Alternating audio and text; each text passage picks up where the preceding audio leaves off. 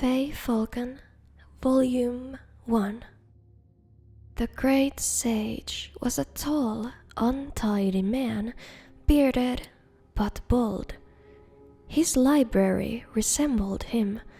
All the books had been moved over the years to the bottom shelves where they gathered in dusty conglomerations.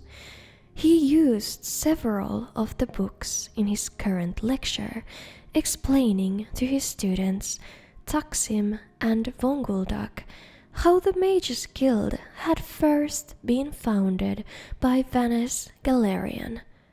They had many questions about Galerian's beginnings in the Psychic Order and how the study of magic there differed from the Mages Guild. It was, and is, a very structured way of life, explained the great sage. Quite elitist, actually. That was the aspect of it Galerian most objected to. He wanted the study of magic to be free. Well, not free exactly, but at least available to all who could afford it. In doing that, he changed the course of life in Tamriel. He codified the praxis and rituals used by all modern potion makers, item makers, and spell makers. Didn't he, great sage? Asked Vonguldak. That was only part of it. Magic, as we know it today, comes from Vanes Galerian. He restructured the schools to be understandable by the masses. He invented the tools of alchemy and enchanting so everyone could concoct whatever they wanted, whatever their skills and purse would allow them to, without fears of magical backfire. Well, eventually he created that. What do you mean, great sage? Asked Taksim. The first tools were more automated than the ones we have today. Any layman could use them without the least understanding of enchantment and alchemy. On the Isle of Orteum, the students had to learn the skills laboriously and over many years, but Galerian decided that was another example of the Psychic's elitism. The tools he invented were like robotic master enchanters and alchemists, capable of creating anything the customer required, provided he could pay. So, someone could, for example, create a sword that would cleave the world in twain, asked Vonguldak. I suppose, in theory, but it would probably take all the gold in the world, chuckled the great sage. No, I can't say we were ever in very great danger, but that it isn't to say that there weren't a few unfortunate incidents where an unschooled yokel invented something beyond his kin. Eventually, of course, Galerian tore apart his old tools and created what we use today. It's a little elitist, requiring that people know what they're doing before they do it, but remarkably practical. What did people invent? Asked Taksim. Are there any stories? You're trying to distract me so I don't test you, said the great sage. But I suppose I can tell you one story, just to illustrate a point. This particular tale takes place in the city of Alinor on the west coast of Somerset Isle and concerns a scribe named Thorbad. This was in the Second Era, not long after Vannes Galerian had first founded the Mages Guild, and chapter houses had sprung up all over Somerset, though not yet spread to the mainland of Tamriel.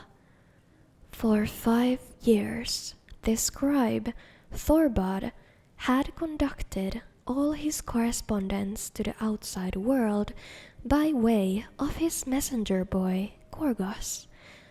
For the first year of his adoption of the hermit life, his few remaining friends and family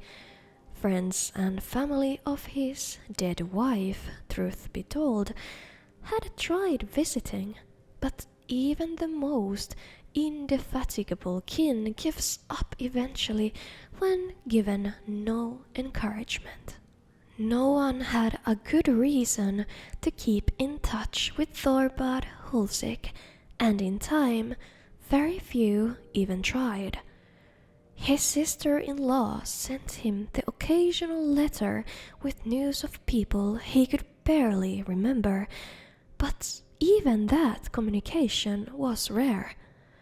Most of messages to and from his house dealt with his business, writing the weekly proclamation from the Temple of Ariel. These were bulletins nailed on the temple door, community news, sermons, that sort of thing. The first message Gorgos brought him that day was from his healer, reminding him of his appointment on Turdas. Thorbad took a while to write his response, glum and affirmative. He had the Crimson Plague, which he was being treated for at considerable expense.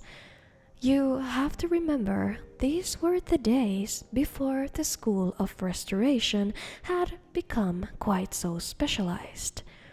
It was a dreadful disease and had taken away his voice box. That was why he only communicated by script. The next message was from Alfiers, the secretary at the church, as curt and noxious as ever. Thorbad, attached is Sandas's sermon, next week's events calendar, and the obituaries. Try to liven them up a little. I wasn't happy with your last attempt. Thorbad had taken the job putting together the bulletin before Alfiers joined the temple, so his only mental image of her was purely theoretical and had evolved over time. At first, he thought of Alfiers as an ugly fat slodes covered with warts. More recently, she had mutated into a rail-thin spinster Orcus. Of course, it was possible his clairvoyance was accurate and she had just lost weight. Whatever Alfiers looked like, her attitude towards Thorbad was clear, unwavering disdain. She hated his sense of humor, always found the most minor of misspellings, and considered his structure and calligraphy the worst kind of amateur work. Luckily, working for a temple was the next most secure job to working for the good king of Alinor. It didn't bring in very much money, but his expenses were minimal. The truth was, he didn't need to do it anymore. He had quite a fortune stashed away, but he didn't have anything else to occupy his days. And the truth was further that having little else to occupy his time and thoughts, the bulletin was very important to him. Gorgos, having delivered all the messages, began to clean, and as he did so, He told Thorbad all the news in town. The boy always did so, and Thorbad seldom paid him any attention, but this time he had an interesting report. The Mages Guild had come to Alinor. As Thorbad listened intently, Gorgas told him all about the guild, the remarkable Archmagister, and the incredible tools of alchemy and enchanting. Finally, when the lad had finished, Thorbad scribbled a quick note and handed it and a quill to Gorgas. The note read, "Have them enchant this quill." "It will be expensive," said Gorgas. Thorbad gave Gorgas a sizable chunk of the thousands of gold pieces he had saved over the years and sent him out the door. Now, Thorbad decided, he would finally have the ability to impress Alfiers and bring glory to the Temple of Auriel. The way I've heard the story, Gorgas had thought about taking the gold and leaving Alinor, but he had come to care for poor old Thorbad, and even more, he hated Alfiers who he had to see every day to get his messages for his master. It wasn't perhaps for the best of motivations, but Gorgas decided to go to the guild and get the quill enchanted. The Mages Guild was not then, especially not then, an elitist institution, as I have said, but when the messenger boy came in and asked to use the item maker, he was greeted with some suspicion. When he showed the bag of gold, the attitude melted and he was ushered in the room. Now, I haven't seen one of the enchanting tools of old, so you must use your imagination. There was a large prism for the item to be bound with magicka, assuredly, and an assortment of soul gems and globes of trapped energies. Other than that, I cannot be certain how it looked or how it worked.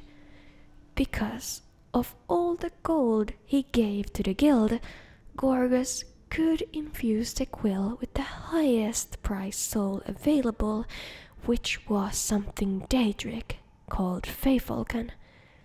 The initiate at the guild, being ignorant as most guild members were at that time, did not know very much about the spirit except that it was filled with energy. When Gorgas left the room, the quill had been enchanted to its very limit, and then some. It was virtually quivering with power. Of course, when Thorbad used it, that's when it became clear how over his head he was. "And now," said the great sage, "it's time for your test." "But what happened? What were the quill's powers?" cried Taksim. "You can't stop the tale there," objected Vongeldak. "We will continue the tale after your conjuration test, provided you both perform exceptionally well," said the great sage. Volume 2. After the test had been given, and Vongeldak and Taksim had demonstrated their knowledge of elementary conjuration, the great sage told them that they were free to enjoy the day. The two lads, who most afternoons fidgeted through their lessons, refused to leave their seats. You told us that after the test you'd tell us more of your tale about the scribe and his enchanted quill, said Toxim. You've already told us about the scribe, how he lived alone, and his battles with the temple secretary over the bulletin he scripted for posting, and how he suffered from the Crimson Plague and couldn't speak. When you left off, his messenger boy had just had his master's quill enchanted with the spirit of a Daedra named Feyfolken, added Vongodak to aid the great sage's memory. As it happens, said the great sage, I was thinking about a nap. However, the story does touch on some issues of the natures of spirits and thus is related to conjuration, so I'll continue. Thorbad began using the quill to write the temple bulletin, and there was something about the slightly lopsided, almost three-dimensional quality of the letters that Thorbad liked a lot. Into the night, Thorbad put together the Temple of Auriel's bulletin. For the moment, he washed over the page with the Feyfolken quill. It became a work of art, an illuminated manuscript crafted of gold, but with good, simple, and strong vernacular. The sermon excerpts read like poetry, despite being based on the archpriest's workmanlike exhortation of the most banal of the Elysian doctrines. The obituaries of two of the temple's chief benefactors were stark and powerful, pitifully mundane deaths transitioned into world-class tragedies. Thorbad worked the magical palette until he nearly fainted from exhaustion. At 6 o'clock in the morning, a day before deadline, he handed the bulletin to Gorgus for him to carry to Alfeus, the temple secretary.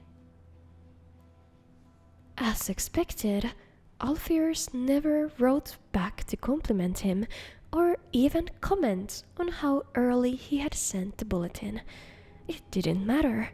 Thorbad knew it was the best bulletin the temple had ever posted. At 1 o'clock on Sundays, Gorgus brought him many messages. The bulletin today was so beautiful. When I read it in the vestibule, I'm ashamed to tell you I wept copiously, wrote the archpriest. I don't think I've seen anything that captures Auriel's glory so beautifully before. The cathedrals of Versthold pale in comparison, my friend. I prostrate myself before the greatest artist since Galael. The archpriest was, like most men of the cloth, given to hyperbole. Still, Thorbad was happy with the compliment. More messages followed. All of the temple elders and 33 of the parishioners, young and old, had all taken the time to find out who wrote the bulletin and how to get a message to congratulate him. And there was only one person they could go through for that information, Alfeus. Imagine the dragon lady besieged by his admirers filled Thorbad with positive glee. He was still in a good mood the next day when he took the ferry to his appointment with his healer, Telemichel. The herbalist was new, a pretty red-guard woman who tried to talk to him, even after he gave her the note reading, "My name is Thorbad Hulsek, and I have an appointment with Telemichel for 11 o'clock. Please forgive me for not talking, but I have no voice box anymore." Has it started raining yet? She asked cheerfully. The diviner said it might. Thorbad frowned and shook his head angrily. Why was it that everyone thought that mute people liked to be talked to? Did soldiers who lost their arms like to be thrown balls? It was undoubtedly not a purposefully cruel behavior, but Thorbad still suspected that some people just liked to prove that they weren't crippled too. The examination itself was routine horror. Telemichel performed the regular invasive torture, all the while chatting and chatting and chatting. You ought to try talking once in a while. That's the only way to see if you're getting better. If you don't feel comfortable doing it in public, you could try practicing it by yourself, said Telemichel, knowing her patient would ignore her advice. Try singing in the bath. You'll probably find you don't sound as bad as you think. Thorbad left the examination with the promise of test results in a couple of weeks. On the ferry ride back home, Thorbad began thinking of next week's temple bulletin. What about a double border around the last Sunday's offering plate announcement? Putting the sermon in 2 columns instead of 1 might have interesting effects. It was almost unbearable to think that he couldn't get started on it until Alfeir sent him information. When she did, it was with the note. Last bulletin a little better. Next time, don't use the word fortuitous in place of fortunate. The words are not, if you look them up, synonymous. In response, Thorbad almost followed Telemichel's advice by screaming obscenities at Gorgas. Instead, he drank a bottle of cheap wine, composed and sent a suitable reply, and fell asleep on the floor. The next morning, after a long bath, Thorbad began work on the bulletin. His idea for putting a light shading effect on the special announcement section had an amazing textural effect. Alfeir always hated the extra decorations he added to the borders, but using the Feyfolken quill, they looked strangely powerful and majestic. Gorgas came to him with a message from Alfeir at that very moment, as if in response to the thought. Thorbad opened it up. It simply said, "I'm sorry." Thorbad kept working. Alfeir's note he put from his mind, sure that she would soon follow it up with the complete message. "I'm sorry that no one ever thought you to keep right hand and left hand margins the same length," or "I'm sorry we can't get someone other than a weird old man as scribe of our bulletin." It didn't matter what she was so sorry about. The columns from the sermon notes rose like the massive pillars of roses, crowned with unashamedly ornate headers. The obituaries and birth announcements were framed together with a spherical border as a heartbreaking declaration of the circle of life. The bulletin was simultaneously both warm and avant-garde. It was a masterpiece. When he sent it off to Alfeir that late afternoon, he knew she'd hate it, and was glad. Thorbad was surprised to get a message from the temple on Lordas. Before he read the content, he could tell from the style that it wasn't from Alfeir's. The handwriting wasn't Alfeir's usual belligerent slashing style, and it wasn't all in Alfeir's usual capital letters, which read like a scream from Oblivion. Thorbad, I thought you should know Alfeir's isn't at the temple anymore. She quit her position yesterday, very suddenly. My name is Vanderthil, and I was lucky enough, let me admit it now, I begged, pitifully, to be your new temple contact. I'm overwhelmed by your genius. I was having a crisis of faith until I read last week's bulletin. This week's bulletin is a miracle. Enough. I just wanted to say I'm honored to be working with you, Vanderthil. The response on Sundays after the service even astonished Thorbad. The archpriest attributed the massive increase in attendance and collection plate offerings entirely to the bulletin. Thorbad's salary was quadrupled. Gorgus brought over 120 messages from his adoring public. The following week, Thorbad sat in front of his writing plank, a glass of fine Torvali mead at his side, staring at the blank scroll. He had no ideas. The bulletin, his child, his second wife, bored him. The third-rate sermons of the archbishop were absolute anathema, and the deaths and births of the temple patrons struck him as entirely pointless. Blah, blah, he thought as he scribbled on the page. He knew he wrote the letters B-L-A-H. B-L-A-H.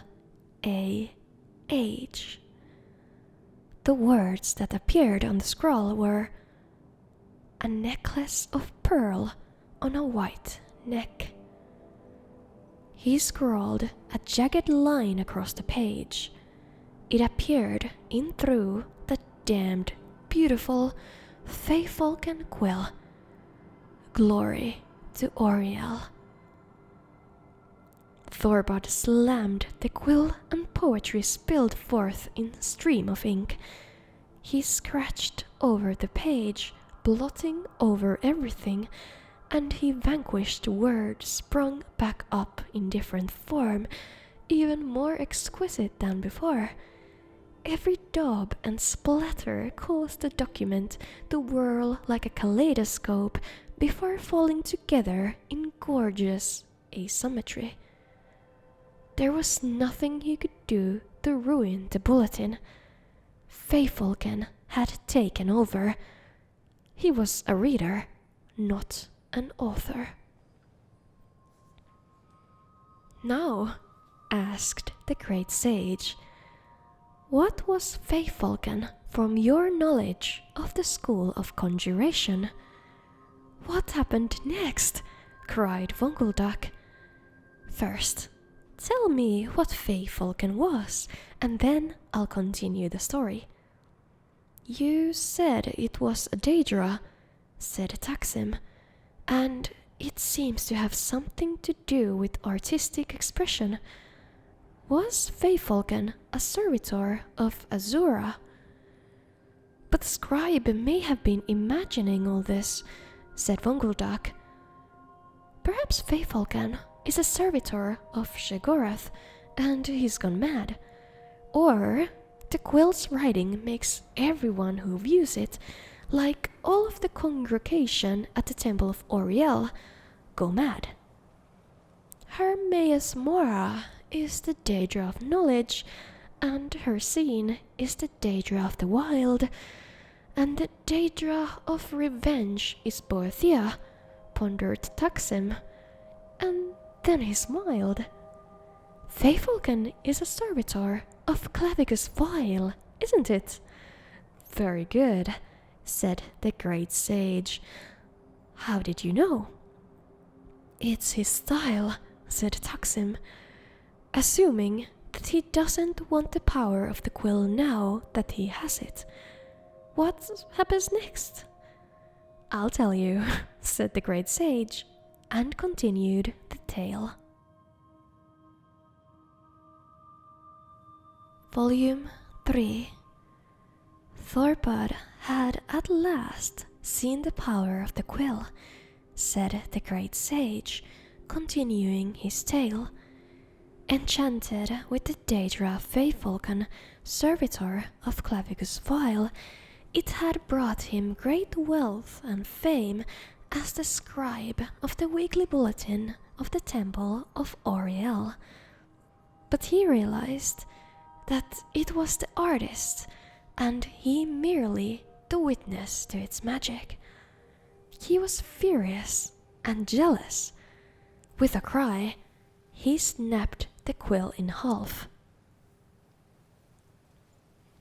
He turned to finish his glass of mead. When he turned around, the quill was intact. He had no other quills but the one he had enchanted, so he dipped his finger in the inkwell and wrote a note to Gorgus in big, sloppy letters. When Gorgus returned with a new batch of congratulatory messages from the temple, praising his latest bulletin, he handed the note and the quill to the messenger boy. The note read, "Take the quill back to the Mages Guild and sell it. Buy me another quill with no enchantments." Gorgus didn't know what to make of the note, but he did as he was told. He returned a few hours later. "They wouldn't give us any gold back for it," said Gorgus. "They said it wasn't enchanted." "I told them," I said. "What are you talking about?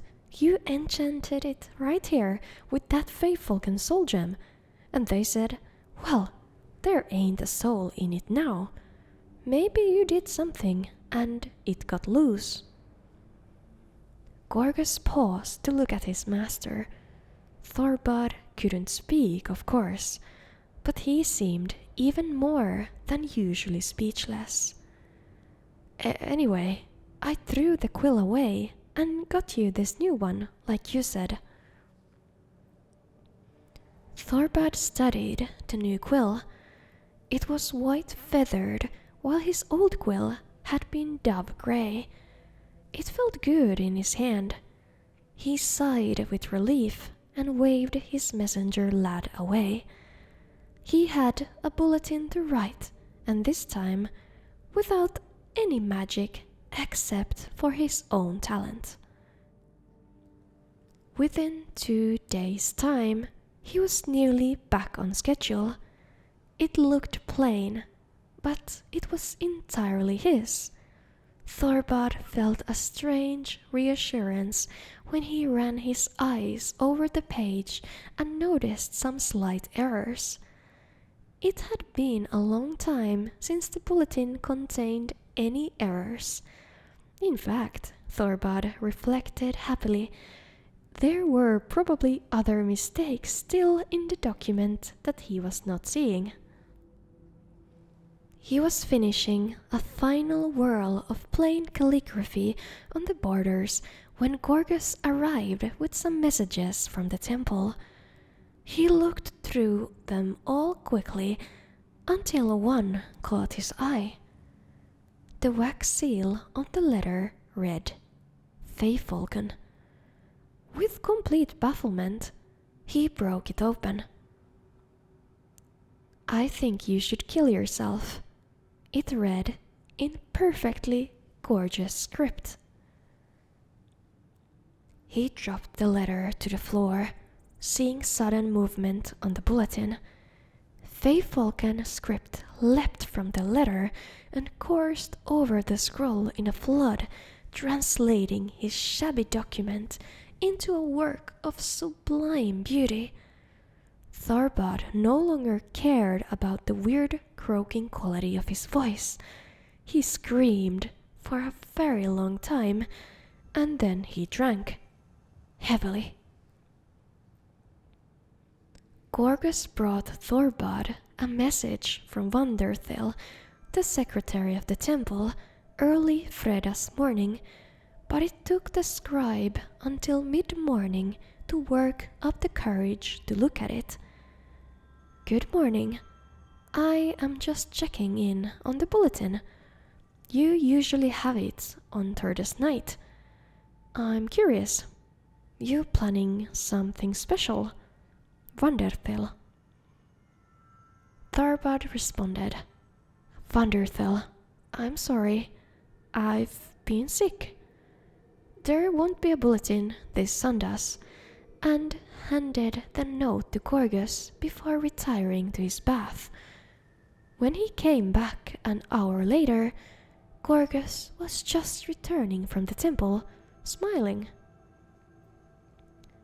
"Vanderthel and the archpriest went crazy," he said. "They said it was your best work ever." Tharbad looked at Gorgus, uncomprehending. Then he noticed that the bulletin was gone.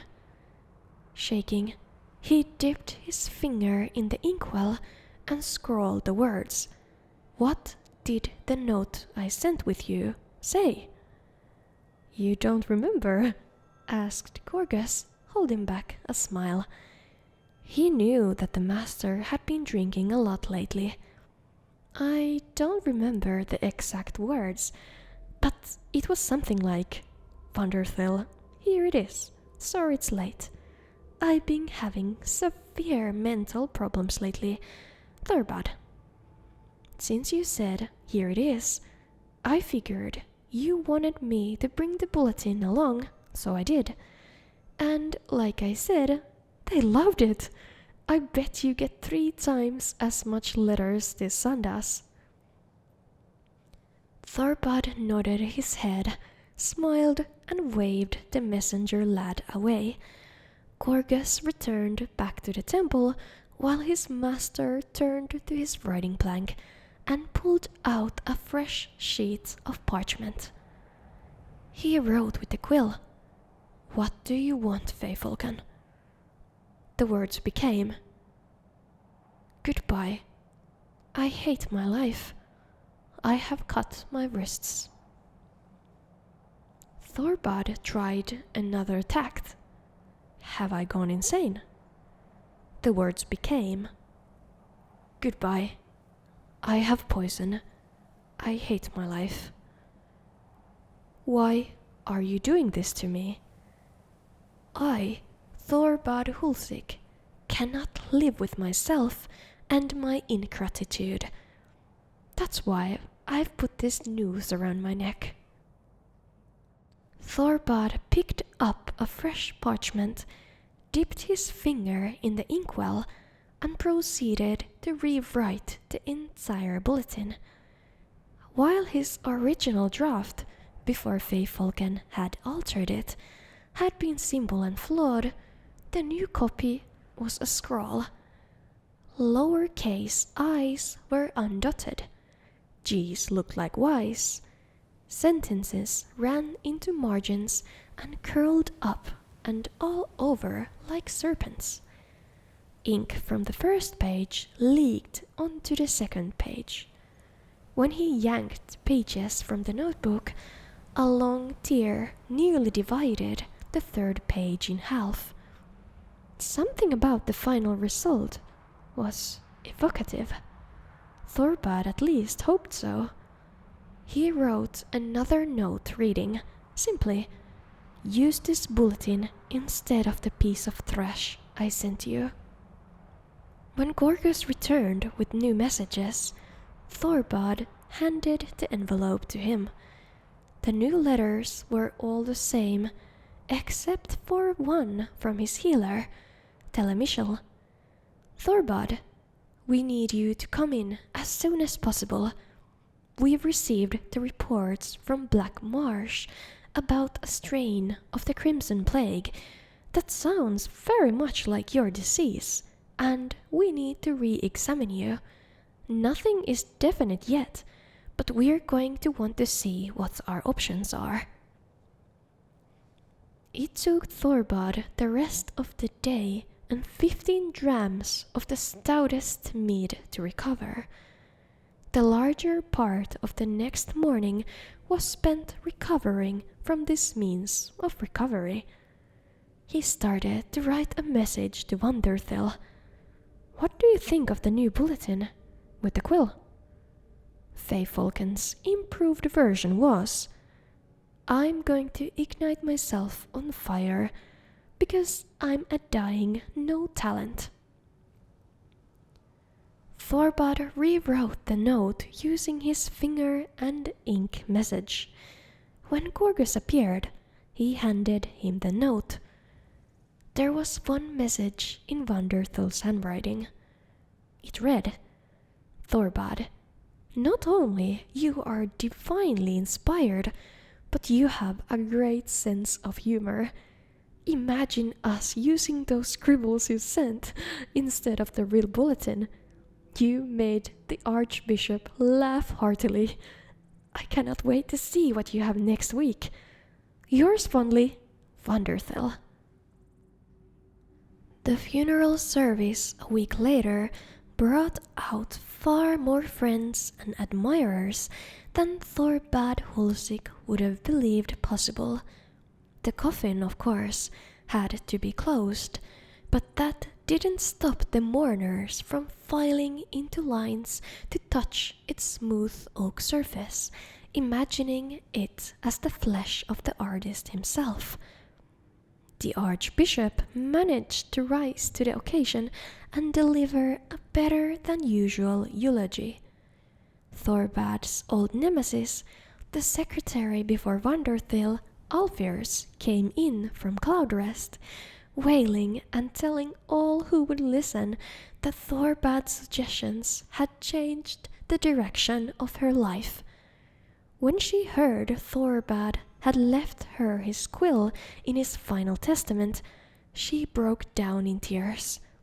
Wonderthil was even more inconsolable until she found a handsome and delightfully single young man. "I can hardly believe he's gone, and I never even saw him face to face or spoke to him," she said. "I saw the body, but even if he hadn't been all burned up, I wouldn't have been able to tell if it was him or not. I wish I could tell you there'd been a mistake, but there was plenty of medical evidence," said Telemichel. "I supplied some of it myself. He was a patient of mine, you see." "Oh," said Wonderthil. "Was he sick or something?" "He had the Crimson Plague years ago. That's what took away his voice box, but it appeared to have gone into complete remission. Actually, I had just sent him a note telling him words to that effect the day before he killed himself." "You're that healer," exclaimed Wonderthil. "Thorbad's messenger boy Gorgus told me that he had just picked up that message when I sent mine, complimenting him on the new, primitive design for the bulletin. It was amazing work. I never would have told him this, but I had begun to suspect he was stuck in an outmoded style. It turned out he had one last work of genius before going out in a blaze of glory, figuratively and literally." Wonderthil showed the healer Thorbad's last bulletin, and Telemichel agreed that its frantic, nearly illegible style spoke volumes about the power and majesty of the god Auriel. "Now I'm thoroughly confused," said Vongelduck. "About which part?" asked the great sage. "I think the tale is very straightforward." Feyfolken made all the bulletins beautiful, except for the last one, the one Thobad did for himself, said Taksim thoughtfully. But why did he misread the notes from Wondertill and the Healer? Did Feyfolken change those words? Perhaps, smiled the great sage.